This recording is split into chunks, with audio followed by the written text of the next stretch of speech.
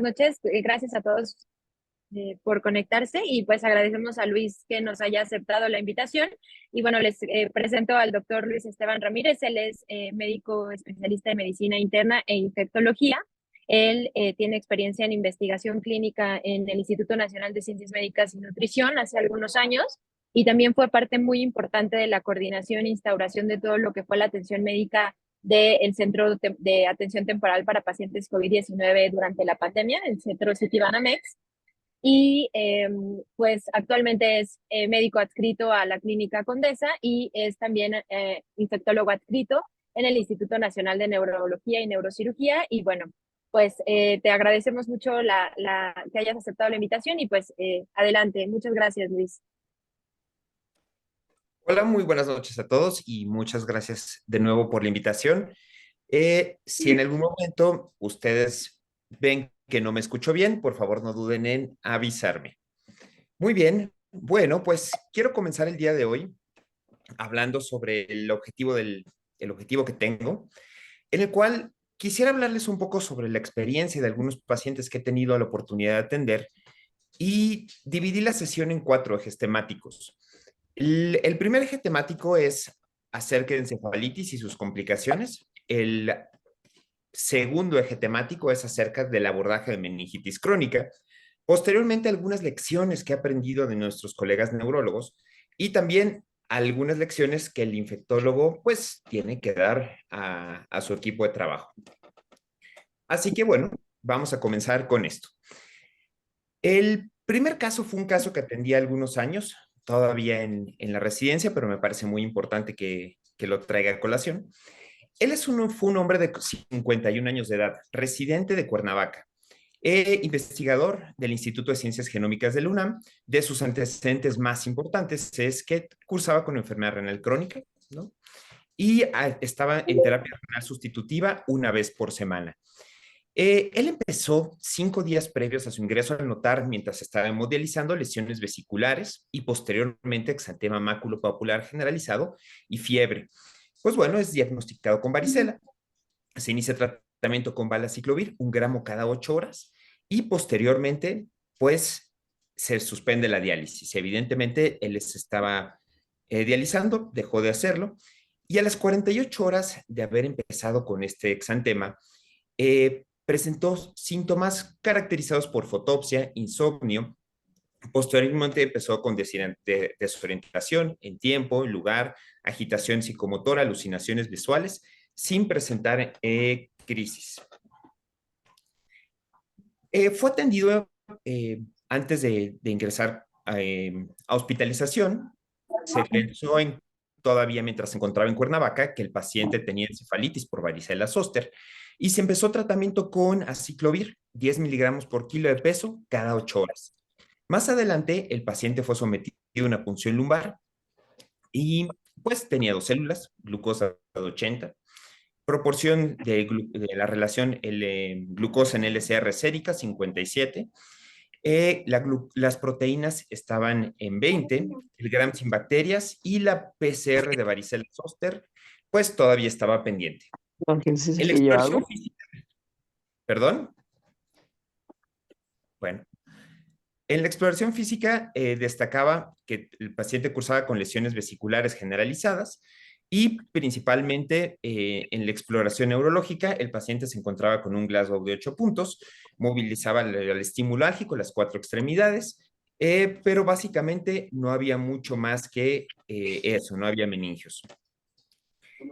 A las 48 horas, empezado el aciclovir, el paciente persistía con desorientación, no se podía progresar, continúa todavía con Glasgow de 8, y a pesar del tratamiento persistía con hiperreflexia. Sin embargo, el paciente no tenía datos de focalización.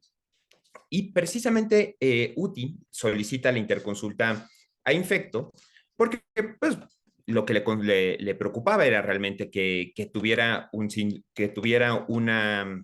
cuadro que fuera resistente a ciclovir, ¿no? Entonces, la primera pregunta que tengo aquí es, ¿el paciente tiene un síndrome encefalítico? Pues bueno, vamos a analizar hace un poquito acerca de esto, ¿no? El primer consejo que he aprendido es que es importante para los infectólogos saber integrar qué es lo que corresponde a un síndrome encefalítico, ¿no? Para que nosotros podamos dar el mejor consejo a pues a nuestros colegas, ¿no? De acuerdo a los lineamientos establecidos en el 2013, en el Consenso Internacional de Encefalitis, que actualmente todavía es vigente y mundialmente utilizado, se define con el criterio indispensable de estado mental alterado por más de 24 horas de evolución asociado a las siguientes manifestaciones. Temperatura mayor a 38 grados, 72 horas antes o después del inicio de los síntomas, que sí lo tuvo el paciente, pero el paciente no tuvo crisis, no tenía datos de focalización, se encontraba alterado en su estado de alerta, pero no tenía ningún dato clínico de focalización. El líquido estaba no inflamatorio, la neuroimagen no tenía normalidades en el parénquima cerebral y bueno, en ese momento pues no se contaba con el electrocardiograma, electroencefalograma. Y la PCR de herpes 1 y 2 fue no detectada, ¿no? En ese momento, pues tomando en cuenta que el paciente no cumplía con criterios de encefalitis, y la PCR, por supuesto, estaba negativa, ¿no? Se consideró también suspender el aciclovir, colocar catéter Majorcar y se solicitó valoración por nefrología. Se comenzó posteriormente, después de la hemodiálisis, el aciclovir a dosis ajustada a función renal, y posterior a la suspensión del aciclovir, el paciente logra ser extubado a las 96 horas, ya se encuentra orientado y sin ningún dato de focalización. Después de haber suspendido el aciclovir, el paciente pues es egresado sin ninguna secuela. El diagnóstico de este caso fue encefalopatía inducida por aciclovir. ¿Qué hay de la neurotoxicidad asociada al aciclovir y al valaciclovir? Bueno, finalmente debemos de saber que es una condición donde los factores de riesgo son enfermedad renal crónica, a una dosis inadecuada en el fármaco, ¿no? Y puede tener un espectro de síntomas muy amplio, ¿no? Caracterizado principalmente en los distintos reportes de caso, lo más común es desorientación, disminución del estado de alerta, que puede llegar a coma en el caso del paciente, encefalopatía, como así lo hizo, puede haber también agitación y finalmente no debe haber ningún otro dato clínico que nos sugiera, pues, encefalitis, ¿no? El segundo consejo es conocer bien a nuestros amigos. Hay que conocer los efectos adversos de antibióticos, de antivirales.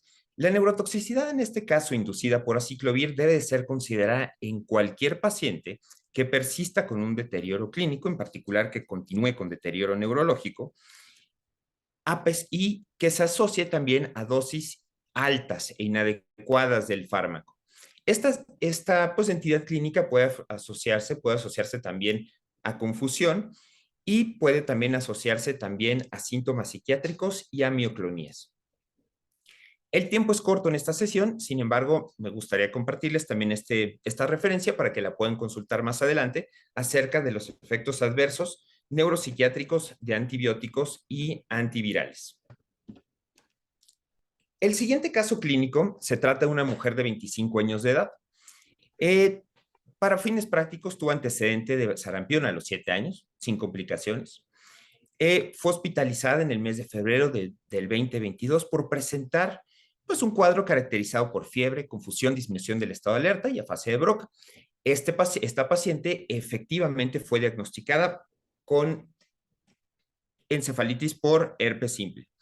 Se le recibió tratamiento con aciclovir por 14 días y bueno, fue egresando todavía con un poquito de fluidez del lenguaje disminuida, pero finalmente la paciente fue a casa con una funcionalidad adecuada.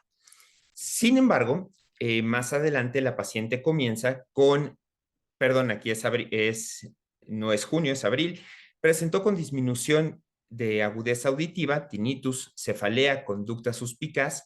Posteriormente desarrolla lenguaje incoherente, alucinaciones visuales auditivas y agresividad heterodirigida. Fue valorada en neurología, donde la encontramos despierta, agitada, movilizaba las 4 extremidades, muy poco cooperadora. Se realizó una punción lumbar y tenía 111 células, predominio mononuclear, y en el electroencefalograma predominaban ondas delta con pues, una actividad que se conoce como delta brush, y en la resonancia magnética con hiperintensidad temporal. Ahora, ¿qué tenemos para el diagnóstico de encefalitis? Bueno, ¿estado mental alterado? Sí. ¿Temperatura? ¿Más de 38 grados? No, no tuvo crisis. Sí tenía datos de focalización neurológica reciente. Tenía un líquido cefalorraquídeo inflamatorio, anormalidades en el parénquima cerebral por neuroimagen y anormalidades en el electroencefalograma. El panel de meningoencefalitis, pues fue no detectado. Ahora, ¿qué es lo que tenemos? ¿Acaso esto se trata de una encefalitis recurrente por virus de herpes simplex? Bueno, hay que considerar otras cosas también. Más adelante, aquí les pongo en comparación la resonancia magnética inicial, donde destacaba principalmente datos de hiperintensidad, ¿no? Que afectaban predominantemente la corteza bitemporal, asociado también a edema cortical, ¿no? Y también encontramos un discreto incremento en el reforzamiento de las meninges, sobre todo en región temporal. Mientras que la resonancia magnética de seguimiento, pues prácticamente habíamos visto que todavía persisten las hiperintensidades en región temporal, pero ya no hay reforzamiento meningio. Aquí lo que habíamos visto es, al principio el paciente tenía una PCR de herpes simplex positiva, pero lo demás negativo. Usualmente se continúa con el abordaje en los pacientes y el resto de las pruebas, como bandas oligoclonales, los anticuerpos contra NMDA sérico y en líquido cefalorraquídeo, se convirtieron en positivos. Y esta es una condición que también tenemos que tener en cuenta, ¿no? Que usualmente, bueno, no usualmente, prácticamente en el 30% de los casos, es decir, bastante frecuentemente, no en todos, podemos ver que los pacientes de cualquier edad pueden llegar a presentar un cuadro posterior a la encefalitis de herpes simplex, caracterizado por una recurrencia caracterizada por una encefalitis inmunomediada. Y esto es uno de los primeros reportes que se pudo publicar donde pues esta entidad se empezó a describir a principios de la década pasada. Para mediados de la década pasada ya habían algunas series de casos donde encontrábamos también que los pacientes que podían tener un cuadro recurrente después de una encefalitis herpética podían llegar a tener manifestaciones neuropsiquiátricas que persistían de semanas a meses después de haber presentado el cuadro clínico. Precisamente es bien importante conocer que esto es un fenómeno cada vez más descrito, donde después de un pródromo o una infección viral, ¿no? Típicamente lo vemos con encefalitis por herpes simplex, pero podemos también verla con otros virus. Los pacientes pueden tener un periodo de mejoría y después un periodo donde de semanas a meses van a tener síntomas psiquiátricos, alteraciones, alucinaciones, cambios en el comportamiento, pensamiento desorganizado, y esto puede progresar a catatonia, insomnio, crisis y posteriormente coma. Estas son prácticamente las características que podemos ver de los pacientes que presentan una encefalitis autoinmune, donde, donde usualmente pueden tener alteraciones de la memoria, crisis convulsiva, pero también podemos ver que uno de los datos clínicos más importantes es la inestabilidad autonómica, disautonomías, pueden tener movimientos orofaciales estereotipados y finalmente, si no se diagnostica, pues eventualmente el paciente va a llegar a morir, ¿no? Claramente. Y no se va a morir de una encefalitis herpética, se va a morir de una encefalitis autoinmune, ¿no? Que puede ser desencadenada después de una encefalitis herpética o de una encefalitis menos comúnmente por otros virus. Lo hemos llegado a ver también en otros casos por encefalitis por enterovirus. Finalmente, una vez que el paciente lo detectamos y le damos el tratamiento adecuado, pues vamos a tener pues mejoría en una de las características que son las discinesias orofaciales, pero muchos de estos pacientes van a quedar con secuelas y síntomas psiquiátricos a largo plazo. Este tercer consejo es que las encefalitis no terminan al egreso del paciente. Las encefalitis ante NMDA son una entidad clínica que puede ocurrir después de las encefalitis virales, ¿no? Clásicamente cuando pensamos en esta condición, la pensamos en que puede estar asociada también a procesos paraneoplásicos, ¿no? A teratomas, pero no, también puede verse después de las encefalitis virales. y puede desarrollarse, se ha reportado, de 2 a 16 semanas después de la infección. Y finalmente, la respuesta inflamatoria inducida por el virus puede favorecer la liberación de epitopos anti-NMDA, y esto puede favorecer un desarrollo de encefalitis anti-NMDA. El tiempo es corto nuevamente, pero les dejo también esta referencia para que ustedes puedan consultar un artículo bastante relevante sobre las secuelas de las encefalitis infecciosas. El segundo tema que quiero tratar, eje temático, es sobre las meningitis crónicas. El cuarto consejo es que he aprendido que las meningitis crónicas son condiciones médicas, pues, que son un verdadero reto, ¿no? Tal vez lo más parecido que podemos ver en la infectología es la fiebre de origen desconocido. Y el abordaje metódico de las meningitis crónicas es fundamental para que nosotros podamos llegar a tener un diagnóstico y precisamente, pues, ayudar a nuestro paciente. Esto lo pongo como panorama de las distintas causas de meningitis crónica que podemos tener. La primera es, y la más común en México, vamos, es tuberculosis, ¿no? Sin embargo, no se queda así. Tenemos un mar de diagnósticos diferenciales donde podemos caer, o sea, nos pueden ir claramente si nosotros no abordamos este padecimiento de manera ordenada. Y no solo son las infecciones, también tenemos las causas autoinmunes, que son tan amplias o prácticamente igual de amplias que las infecciosas, las neoplásicas, incluso causas postinfecciosas o parainfecciosas, incluso las causas químicas. Y vamos a comenzar un poco con el tema de las meningitis crónicas, con este tercer caso, una mujer de 30 años de edad que es licenciada en gastronomía. Prácticamente sus antecedentes más importantes no tiene ningún personal patológico. Ella realmente refiere que consume semanalmente etanol o cerveza o pulque, pero no más que eso. Ella empezó el padecimiento en septiembre al presentar cefalea holocraneana de moderada intensidad.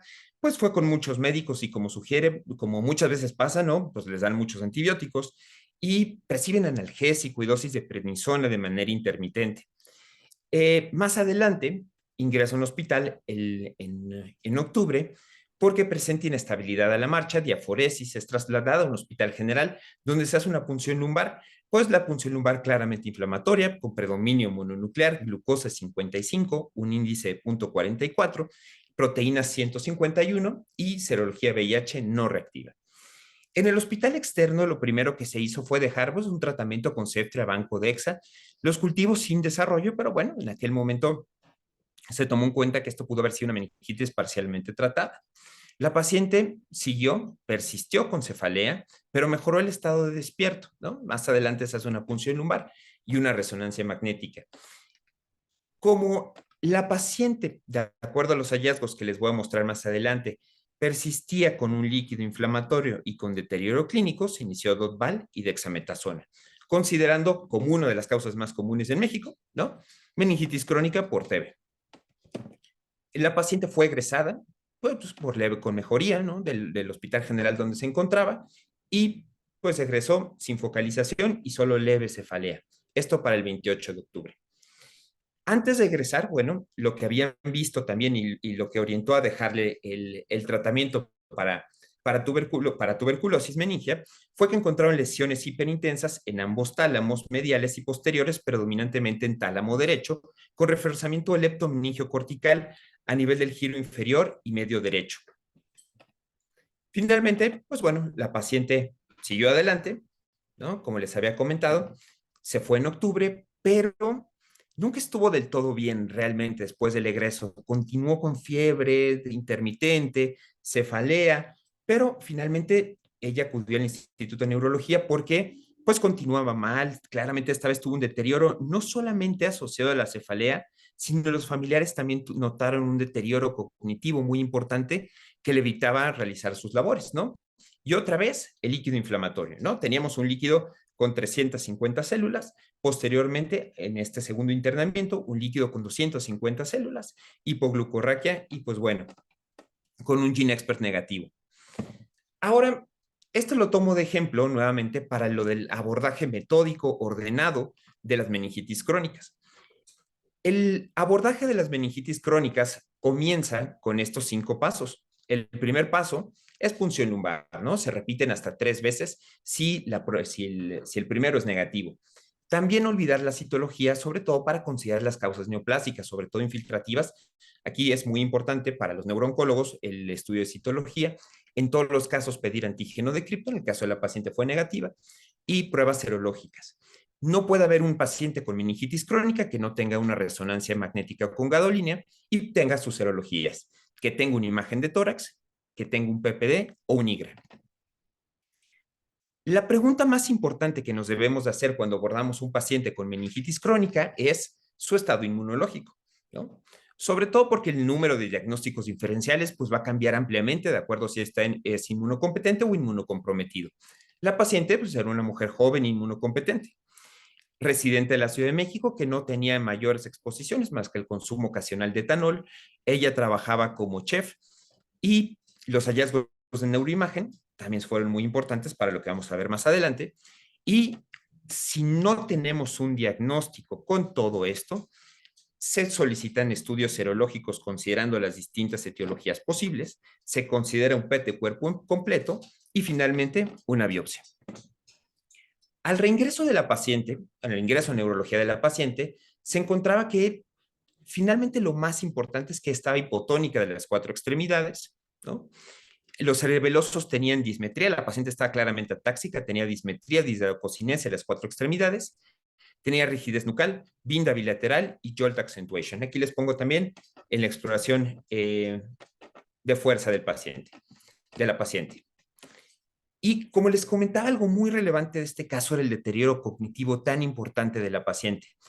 Brevemente, pues tenía distintas fallas multidominio en las pruebas neuropsicológicas, tenía alteraciones atencionales en memoria, pero muy graves de memoria, sacó 0 en el MoCA de memoria. Y vean, esto nada más es una figura compleja de Rey, donde, pues vean, y el reloj, por cierto, donde cómo tiene praxias constructivas y alteraciones en las funciones ejecutivas y una clara disminución en la velocidad del pensamiento. Se repite la resonancia magnética. En esta resonancia magnética ahora tiene más lesiones. Tiene nuevas lesiones en el fórceps frontal, una morfología ovoidea que realza en anillo, también asociado a edema vasogénico, predominantemente en puente y mesencéfalo. Finalmente, como lo marca el abordaje ordenado de la meningitis crónica, la paciente fue a biopsia. Y aquí se obtuvieron distintas muestras histológicas de sustancia gris, sustancia blanca, lo que vemos actualmente es sustancia blanca, donde destaca que la sustancia blanca se encontraba hipercelular, había abundantes linfocitos maduros, células plasmáticas, había células epitelioides, macrófagos, y dentro de los macrófagos había estructuras circulares eosinófilas, aproximadamente de 1 micra de diámetro dentro de los macrófagos, ¿no? Lo que destacó es que en la tinción de Paz se observaron pues estas inclusiones pues muy pequeñas, ¿no? De una morfología basilar, presentes dentro de los macrófagos. El resto de las tinciones, la tinción de Gropot, la tinción de Nielsen, pues estaban negativas. Lo mismo la tinción de Wartin-Starry y el Gram, pues todas aquellas negativas. Entonces, destacaba que pues tenemos pues, un hallazgo muy relevante, ¿no? Donde tenemos un PAS positivo con estructuras intracitoplasmáticas en macrófagos, estructuras pequeñas y que forman algunos grupos dispersos. En este caso se consideró, de acuerdo a los hallazgos clínicos, enfermedad de Whipple y se empezó tratamiento con ceftriaxona por 14 días. Después del tratamiento de ceftriaxona, la paciente empezó con mejoría cognitiva, tenía un MoCA de 18, mejoró a 23, ¿no? Y fue egresada con doxi e hidroxicloroquina. Desafortunadamente, pues en este momento aprendimos que es muy difícil, no hay prácticamente acceso a las PCRs de Whipple en líquido cefalorraquídeo, ¿no? Y tampoco a la inmunohistoquímica. El diagnóstico quedó como un diagnóstico de probabilidad y se le dejó la maniobra terapéutica que hasta el momento ha sido bastante exitosa. El quinto consejo va en relación a que no hay que tener miedo de una biopsia bien indicada. Recomiendo no postergar las biopsias cerebrales cuando se han agotado todos los métodos invasivos en el caso de las meningitis crónicas. Las biopsias pueden ser indispensables para realizar el diagnóstico de los pacientes y pues bueno, eso lo aprendimos. Realmente esta condición médica es una condición realmente infrecuente, puede dar solo infección crónica localizada, no tiene que tener la enfermedad clásica y se debe de considerar en todo paciente que tenga la triada de obesidad, ataxia y demencia. Esto también, para este tema muy interesante, les dejo algunos temas para información complementaria. El siguiente caso clínico también de meningitis crónica, otro hombre, pues 31 años de edad, residente de la Ciudad de México. Él se conoce con antecedente de infección por VIH en el 2018. De hecho, recibió Biktarvy del 18 al 22 y acudió a un hospital general, pues donde finalmente, perdón, suspendió el tratamiento en el 2023 y se reinicia el tratamiento en julio del 23. Cuando reinició el tratamiento, el paciente se quejaba de cefalea intermitente, pero ningún otro cuadro, manifestación más allá de esto. Una vez que se empezó el tratamiento, para septiembre del 23, presenta crisis epiléptica con progresión a movimientos tónico-clónico generalizados, asociados a cefalea frontoparietal opresiva que se exacerba con cambios de posición. Después se agregan parestesias intermitentes en el cuerpo izquierdo, fiebre, predominio nocturno, más adelante parálisis semicorporal izquierda de predominio braquial y posteriormente fluctuación del estado despierto. Fue un hospital particular donde pues lo abordaron, le realizaron un estudio, cranectomía descompresiva y finalmente biopsia. En los hallazgos, esto ya fue más adelante cuando nosotros tuvimos oportunidad de valorar la neurología, bueno, lo que tenía, llegó el paciente, pues claramente con un estado mental que fluctuaba con somnolencia, desorientado en tiempo, lugar y circunstancia. El paciente destacaba que también tenía alteraciones en la fuerza, la sensibilidad, retiraba el estímulo álgico en mi cuerpo derecho, pero el izquierdo no retiraba y tenía también datos meningios. Esta es la primera tomografía que se hizo de manera externa, donde había lesiones en el lóbulo frontal derecho y una imagen irregular que comprometía sustancia blanca y que se extendía a cuerpo calloso. Destaca que en el otro hospital, bueno, habían tomado una biopsia y comentaron que tenía estructuras filamentosas compatibles con hifas y con idias, ¿no? Y precisamente por eso nos lo mandaron, ¿no? Porque vamos a evaluar lo que es lo que puede tener, qué patología nos puede dar esto. Bueno, una vez que ingresó a hospitalización, se le realizó una resonancia magnética donde se ven los cambios postquirúrgicos de la craniotomía frontoparietal descompresiva, el lóbulo frontal todavía con un tenue reforzamiento, las lesiones quísticas, córticos subcorticales en el giro frontal derecho y un reforzamiento, ¿no? Que claramente podemos ver post-contraste. Y finalmente, algo que nos llamó la atención es este diagnóstico de donde veían, eh, pues, pues un hongo filamentoso, ¿no? Y también observaban, pues algunas estructuras que no nos quedaba muy claro qué era lo que podía tener, ¿no? Entonces, al revisar la patología, se pudo observar que en el parénquima cerebral se observa un proceso necroinflamatorio agudo abscedado con abundantes áreas de gliosis, áreas de degeneración quística, y finalmente, lo que les llamó la atención a los patólogos fue la atención de hematoxilina y eosina, donde veían estas estructuras, pues filamentosas, ramificadas, ¿no? Que pues sin duda de un aspecto singular.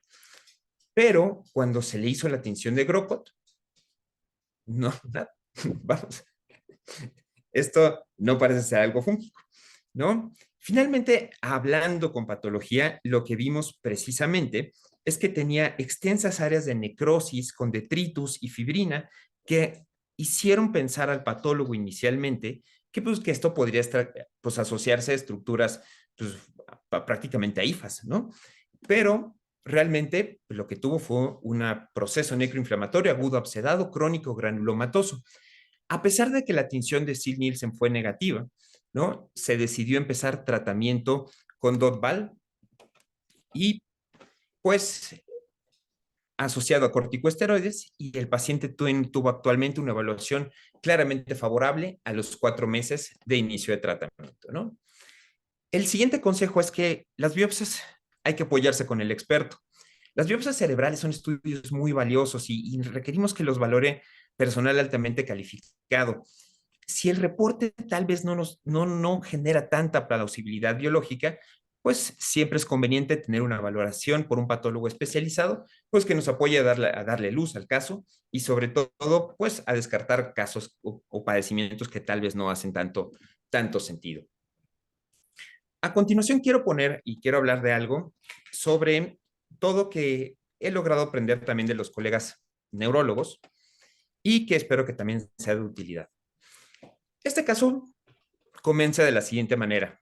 En urgencias, ingresa un paciente y al día siguiente, el residente, recuerdo muy bien, me dice lo siguiente: doctor, ve esta imagen, ¿qué antibiótico quiere que le dejemos? ¿No? Prácticamente lo que vemos es, me mostró una imagen donde observamos un T1 contrastado, ¿no?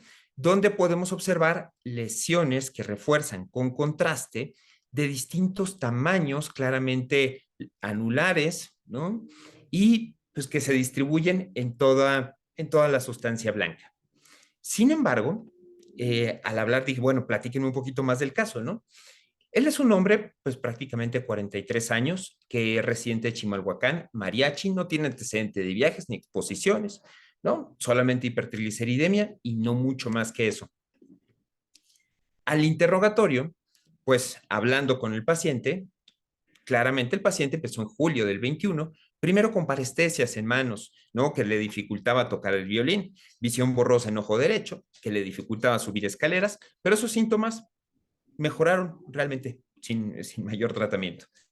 En abril del 22 comenzó con alteraciones a percibir los objetos, lo que le dificultaba más hacer su actividad, y a partir de abril del 22, con debilidad en miembros inferiores que imposibilitaron la marcha. El 18 de abril, pues dificultad para articular las palabras, y más adelante, pues empieza con importante debilidad en miembros pélvicos, incapacidad para la marcha, y lo mismo también en extremidades superiores, ¿no? Esto condicionó que acudiera a urgencias, y en la valoración, pues el paciente había tenido pérdida de peso, pero en ningún momento tuvo fiebre, diaforesis, y no hay nada más, ¿no? Muy amablemente, mientras estábamos valorando a este paciente, pues se acerca uno de nuestros colegas neurólogos, y lo primero que nos hace notar es que estas imágenes anulares que refuerzan con contraste tienen un aspecto que refuerza el anillo incompleto, ¿no? Como la pueden ver en esta imagen. Y lo primero que pide es, no vamos a ver más, vamos a ver algo más allá del T1 contrastado, que puede ser muy aparatoso, hay que ver lo demás, ¿no? Entonces, el paciente pues tenía claramente algunas lesiones que eran sobre todo hipointensas en T1 y que hacían principalmente el aspecto de agujeros negros, ¿no? Y finalmente el diagnóstico fue esclerosis múltiple, con alta carga de enfermedad, lesiones suprainflatentoriales, con lesiones antiguas que se diseminaban en tiempo y espacio.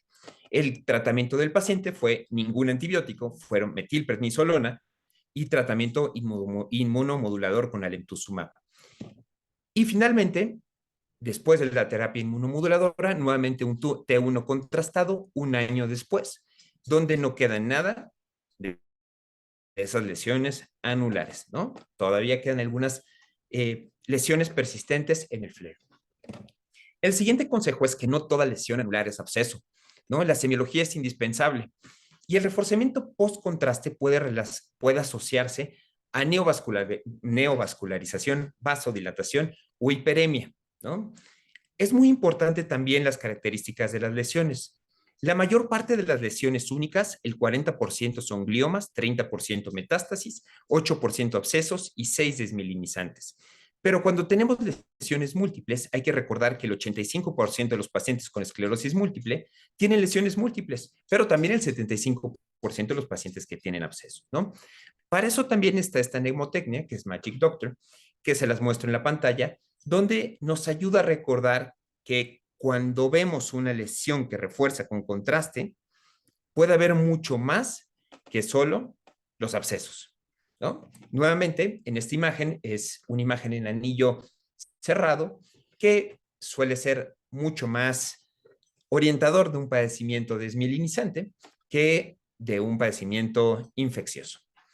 También les dejo esta imagen, la referencia, un artículo muy valioso para aprender un poquito más de neuroimagen. El siguiente caso clínico es una mujer de 37 años. Ella no tiene, su antecedente más importante es que es residente de una población del estado de Oaxaca, que es San Felipe de Usila, una población que más o menos tiene, pues muy bonita, ¿no? Un río muy cercano y alrededor de 1,600 metros del nivel del mar, ¿no? Asociado también a bosques muy cercanos. Dentro de sus antecedentes también, principalmente es obesa y tiene hipertensión arterial en tratamiento. Su padecimiento lo comienza en enero, ¿no? Lo que claramente nos hace, lo que describe la paciente. Empieza con cefalea, rinorrea, malestar general, mialgias, artralgias. Realmente lo único que toma es manejo sintomático, reposo, pero para la tercera semana de febrero, pues más cefalea, ¿no? Posteriormente fotofobia y sonofobia. Eh, Ella después comentó que tenía cervicalgia intermitente, pero sobre todo que tenía una sensación de descarga eléctrica que aparecía con la flexión cervical. Más adelante, debilidad en extremidades inferiores y alodín en plantas de piel, en plantas de los pies y asociado a tenesmo. El 23 de enero acudió a valoración médica con un médico que le dio cipro, ¿no? Pero no mejoró. Para el 26 de enero, la paciente pues destacaba que tenía una alteración sensitiva importante, tenía una limitación muy importante para la marcha, ¿no? Hizo retención aguda de orina, le colocaron una sonda y le enviaron a neurología. Cuando llegó con nosotros, lo que me comentaban también fue que al hacer un interrogatorio completo, pues la paciente tenía refería una mordedura de garrapata, ¿no? Como que había ocurrido en noviembre del 23, mientras caminaba. Esta mordedura de garrapata ocurrió en el abdomen y la paciente se la retiró. En cuanto a los hallazgos, el ingreso es una mujer de 74 kilos de peso, ¿no? La exploración general sin alteraciones. Lo que destaca también es marcha, tenía los pasos disminuidos y velocidad de amplitud. Tenía un nivel sensitivo en T10 con áreas de hipoestesia y pérdida del control de esfínteres. Y él no tenía meningios. Y bueno, aquí les pongo la exploración en la fuerza muscular.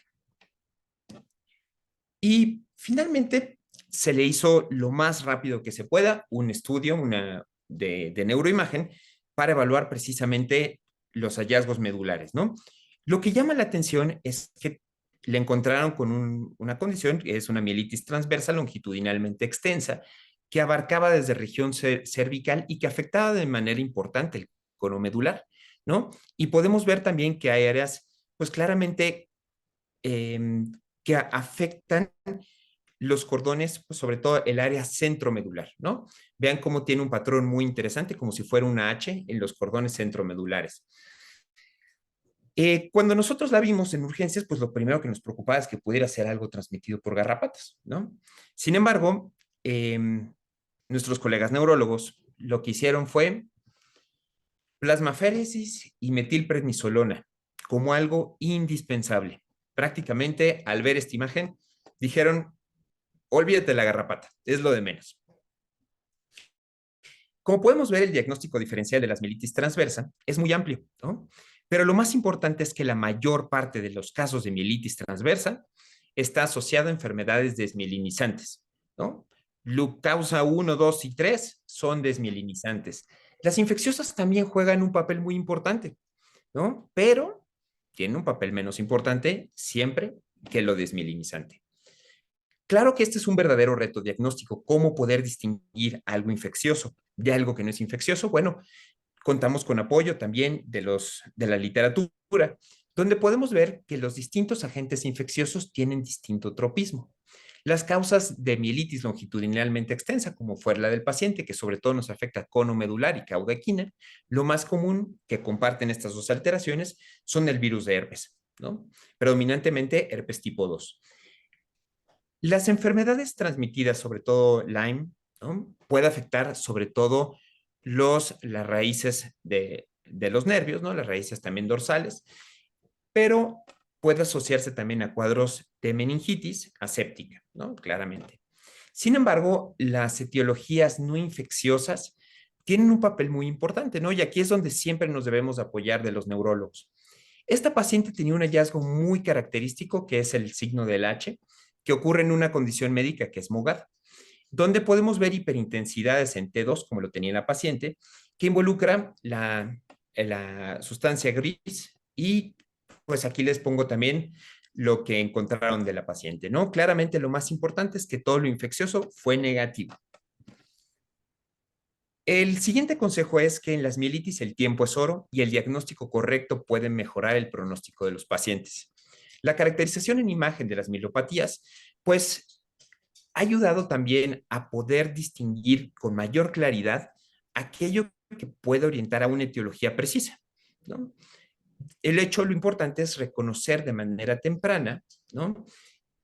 Hacerle una imagen a las mielopatías agudas y subagudas, ya que en los casos donde es un padecimiento, sobre todo inmunomediado, pues no darle un tratamiento indicado va a tener secuelas neurológicas permanentes y evidentemente si nos hubiéramos ido con el antibiótico y no hubiéramos dado terapia inmunomoduladora, pues la paciente hubiera quedado con secuelas permanentes, ¿no?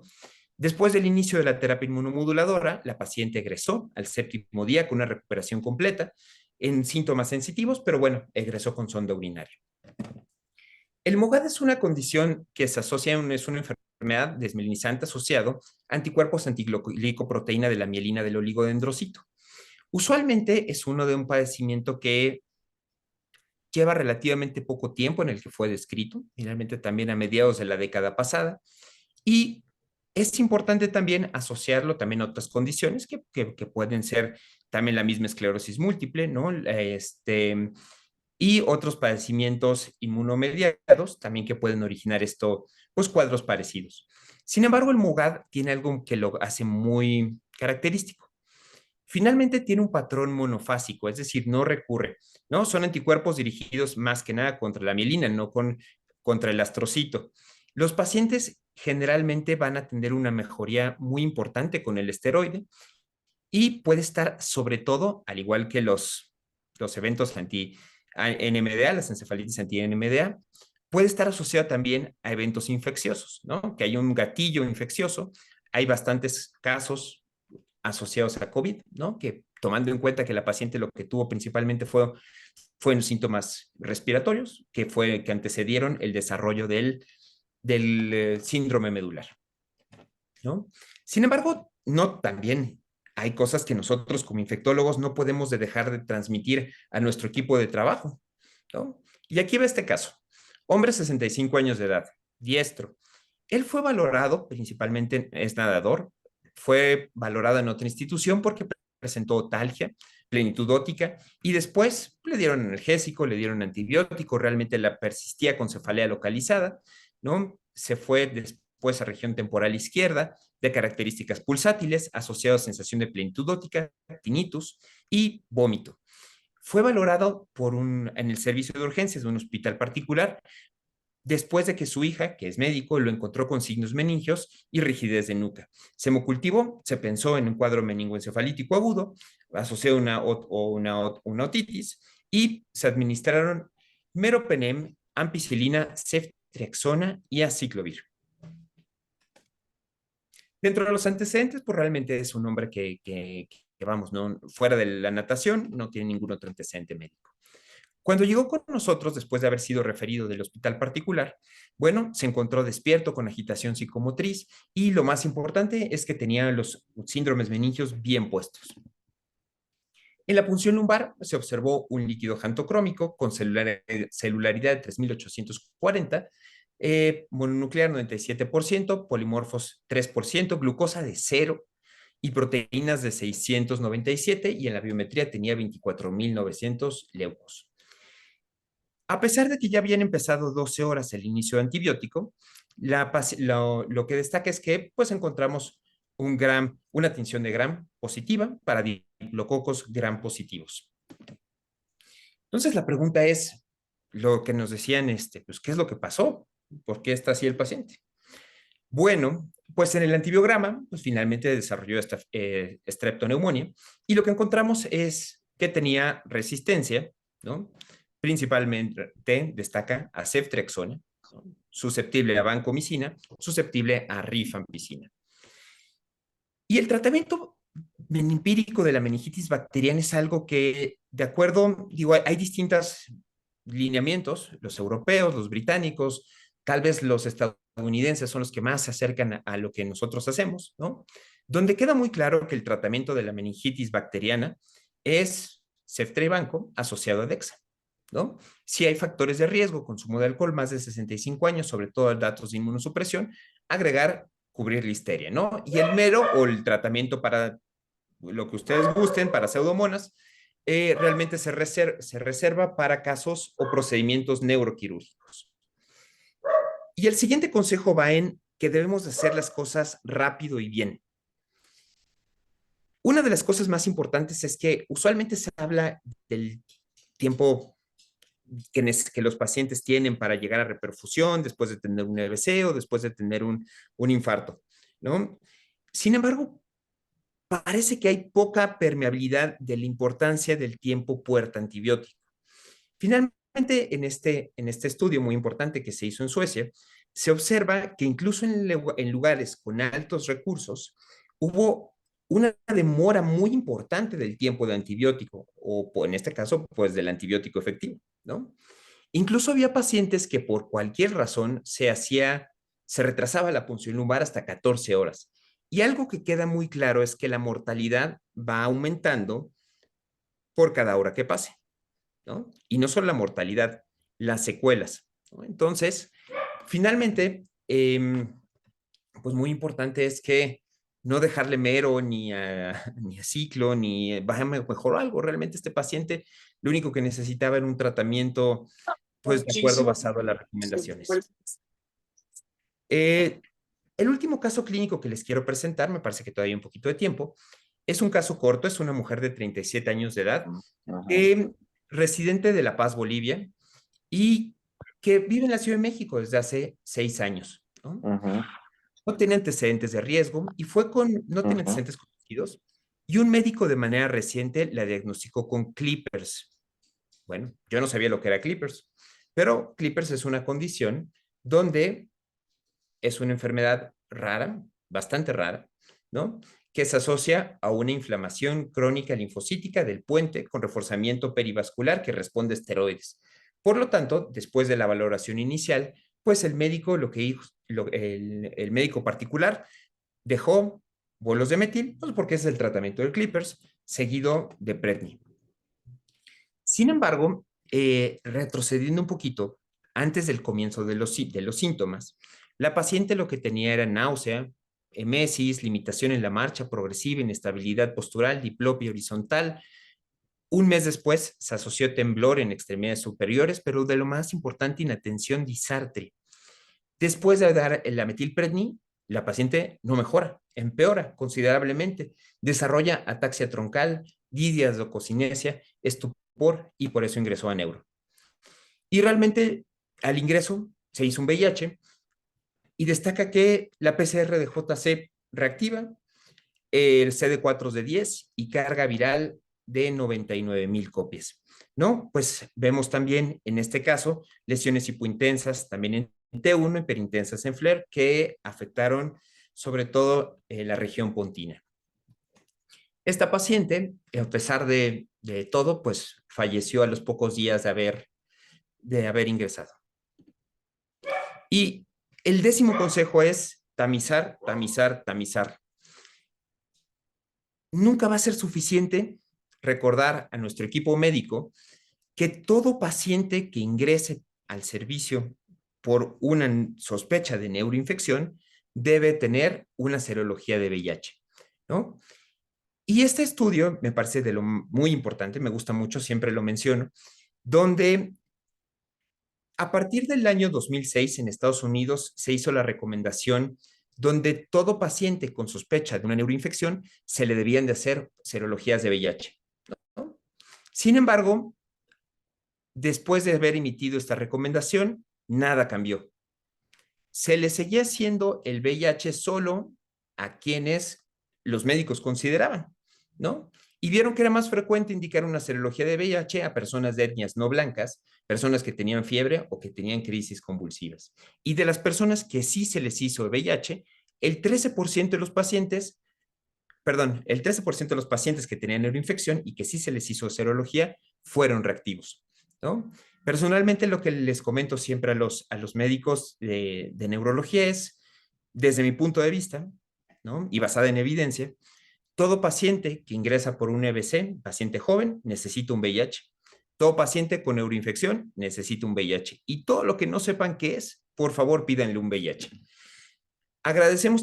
agradezco también el apoyo a todo el personal médico del instituto que me ayudó a realizar esta presentación y cualquier cosa les dejo mi contacto. Muchas gracias. No sé si hay espacio para alguna pregunta. Muchísimas gracias, Luis. O sea, creo que en estos minutos nos quedamos con muchísima información y muchísimas cosas que a veces, cuando no estamos también acostumbrados a ver ciertas patologías, pues nos pueden causar muchísimo dolor de cabeza a nosotros, ¿no?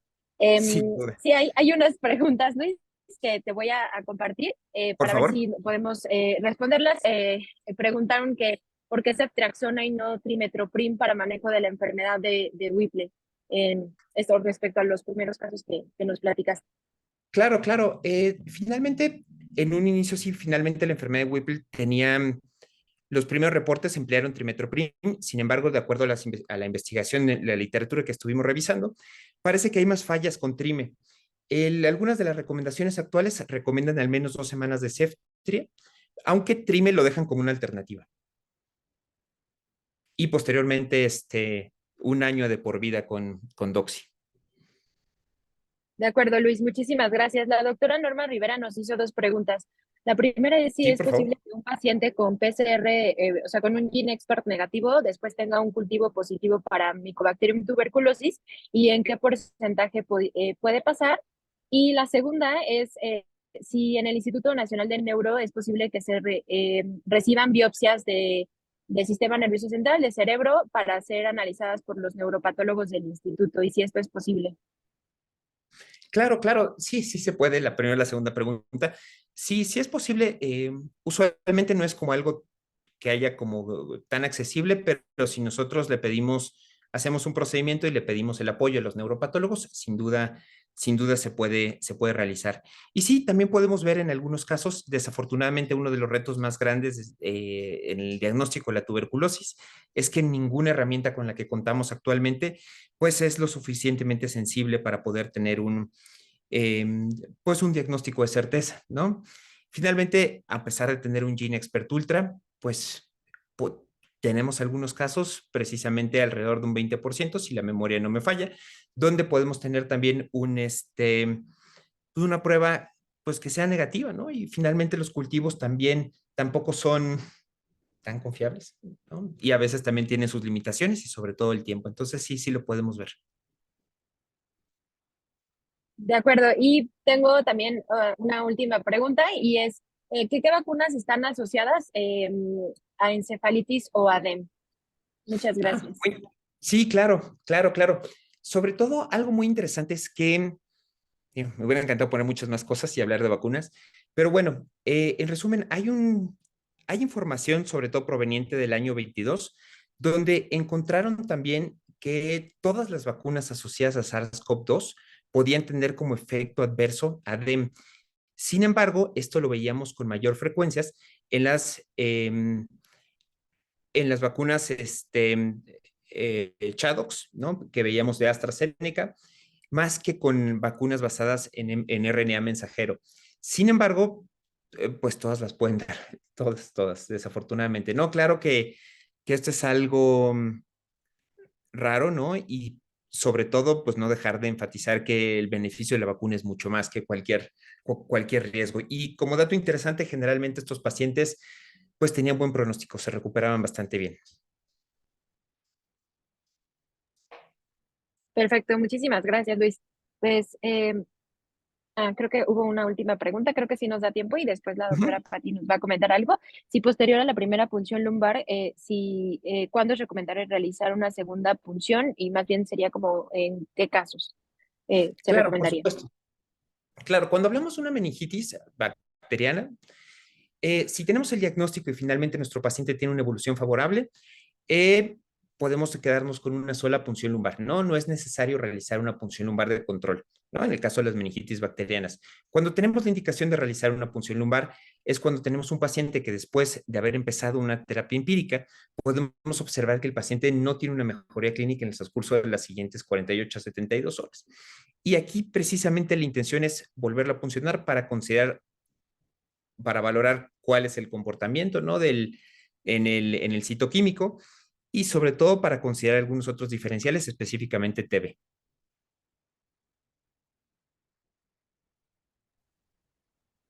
No sé De si acuerdo. estoy de acuerdo. Sí. Sí, muchísimas gracias. Pues por cuestiones de tiempo le cedo el micrófono a la doctora Patti que nos va a dar un mensaje y agradezco a todos su participación a la sesión. Digo, realmente nada más felicitarte, Luis. Muchas gracias por haber participado. Les recuerdo a todos Gracias. que esta sesión va a ser el tercer jueves de cada mes a las 8 de la noche. Entonces estaremos subiendo la liga de conexión a redes para que todo el mundo que se pueda conectar. Y de esta sesión también va a quedar grabada y también la vamos a subir en el curso de la semana por si alguien quiere compartirla o algo. Y muchas felicidades otra vez, varias felicitaciones a través del chat, Luis. Y Gracias. a todo. Pues muchas gracias a todos que se conectaron. Buenas noches y gracias por la invitación.